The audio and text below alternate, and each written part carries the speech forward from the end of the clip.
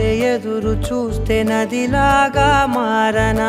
చైత్రమల్లె నువ్వు పూస్తే చిగురాకే అవ్వనా నన్నే వరించే యువరాజును అంట